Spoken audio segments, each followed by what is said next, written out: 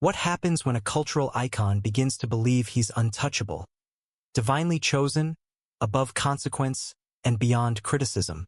Kanye West once stood at the peak of pop culture. A multi-platinum artist, a fashion revolutionary, a billionaire entrepreneur, a visionary who shaped music, style, and controversy with every move he made. But then came the spiral: bipolar outbursts, political rants, public meltdowns, antisemitic tirades, a presidential run that veered into delusion, and most recently, something even more disturbing: swastika-themed merchandise sold at the Super Bowl, paired with open praise for Adolf Hitler. Was this a calculated descent, a cry for help, or the final stage of a collapsing ego? Kanye has called himself a god. He's compared himself to Jesus, to Steve Jobs, even to Walt Disney. But beneath the bravado lies a deeper story, a story of grief, untreated trauma, mental illness, and perhaps narcissistic collapse. And yet, this isn't just about Kanye. This is about what fame does to the human mind, especially when the world rewards your worst traits with applause. Because Kanye's unraveling didn't start with his anti-Semitic tweets, and it didn't begin with the Taylor Swift incident. No, it started much earlier, and what we're about to uncover may change the way you see him forever. Stay with us, because what we reveal in Part 4 will challenge everything you thought you knew about mental illness, narcissism, and the price of global fame. If you're fascinated by the psychology behind celebrity breakdowns, and you believe there's always more to the story than the headlines, subscribe now to Behind the Mask. Every week, we reveal the truth behind the fame, the rise, genius, trauma, and ego. Before the rants, before the red hats and radical headlines, there was a gifted child from Chicago, Kanye Omari West. Born in 1977 in Atlanta, Georgia, Kanye was raised primarily by his mother, Dr. Donda West, a highly educated English professor and the heartbeat of his young life. His father, Ray West, a former Black Panther and photojournalist, was largely absent. It was Donda who nurtured Kanye's creative mind, championed his self-worth, and gave him a foundation built on intellectual freedom. From a young age, Kanye showed signs of brilliance musically, verbally, artistically. But there was something else, too, an unwavering confidence that bordered on delusion. Even in his teens, he would tell people he was destined for greatness. By the early 2000s, he was producing for Jay-Z, crafting beats that would shape the sound of a generation. But Kanye didn't want to just be behind the scenes, he wanted the spotlight. And when The College Dropout dropped in 2004, that spotlight became blinding. He wasn't just a rapper. He was a movement, a disruptor, a symbol of self-made genius in an industry that often silenced originality. But even in his earliest interviews, Kanye's ego stood out. Bold declarations, wild comparisons, an obsession with legacy. Some called it confidence. Others called it arrogance. But in psychology, this kind of grandiosity, this excessive sense of self-importance, can be an early marker of narcissistic personality traits. Still, no one could deny the impact. From late registration to graduation, Kanye wasn't just releasing albums, he was redefining culture. And then, in 2007, the world around him cracked. His mother, Donda, died unexpectedly from complications after cosmetic surgery. The woman who had been his emotional anchor was gone. Kanye was devastated. But instead of retreating, he plunged deeper into his work and deeper into his public persona. Fans saw more erratic behavior, emotional outbursts, grand proclamations of genius. The pain of loss, fused with the machinery of fame, started to distort who Kanye was. And yet, the more unpredictable he became, the more the world watched. The more chaotic he got, the more headlines he earned. It wasn't just that Kanye was changing. It was that the world, through media, money, and adoration, was rewarding his descent. Was Kanye always this way, or did the world around him push him to become something else? Let us know what you think in the comments below. The unraveling public breakdown to extremism. The cracks were already showing, but the world didn't fully realize it until 2009. At the MTV Video Music Awards, Taylor Swift stood on stage, accepting the award for Best Female Video. And then, Kanye stormed the stage. "Yo, Taylor, I'm really happy for you, but Beyoncé had one of the best videos of all time." The moment became instant meme material, but it was also something darker. A complete disregard for boundaries. An inability to filter. A narcissistic impulse to insert himself into any narrative. Public backlash followed. Kanye disappeared for a while, but when he returned, the unraveling only accelerated.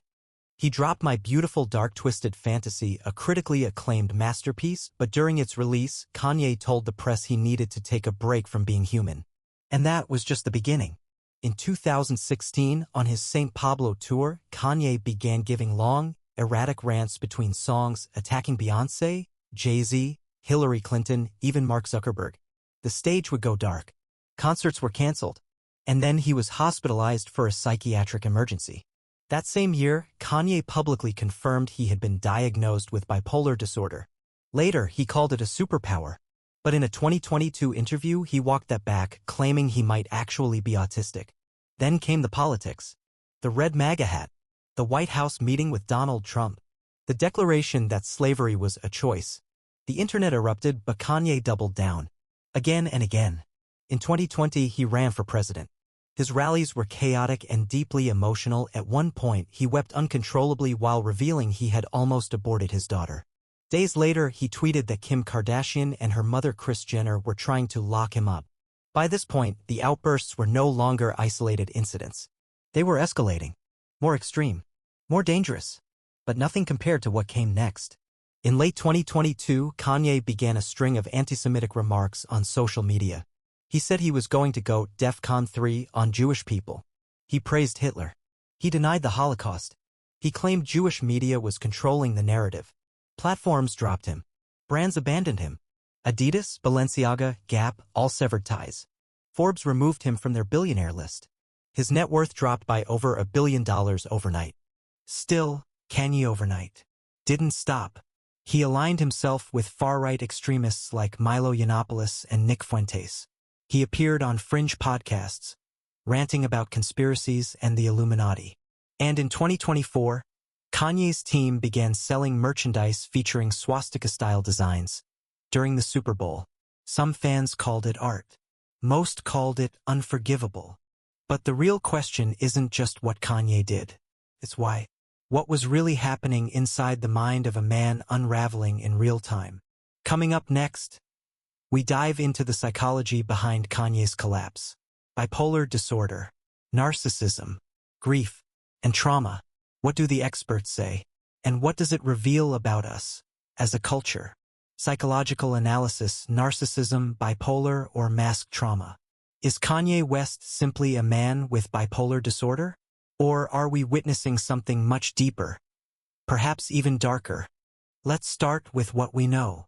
In 2016, Kanye was diagnosed with bipolar disorder, a serious mental illness marked by extreme mood swings, episodes of mania and depression. During manic phases, individuals may speak rapidly, make impulsive decisions, and feel an inflated sense of self. They can become paranoid, grandiose, or aggressive, often without realizing the impact of their behavior. Now think about Kanye's history. Erratic rants, rapid speech, impulsive tweets, delusions of grandeur. All textbook manic symptoms. But bipolar disorder alone doesn't explain the full picture. In 2022, Kanye began distancing himself from the diagnosis, saying he may actually be autistic and rejecting medication altogether. This rejection of help, paired with increased isolation and conspiratorial thinking, points to something else, possibly narcissistic personality disorder.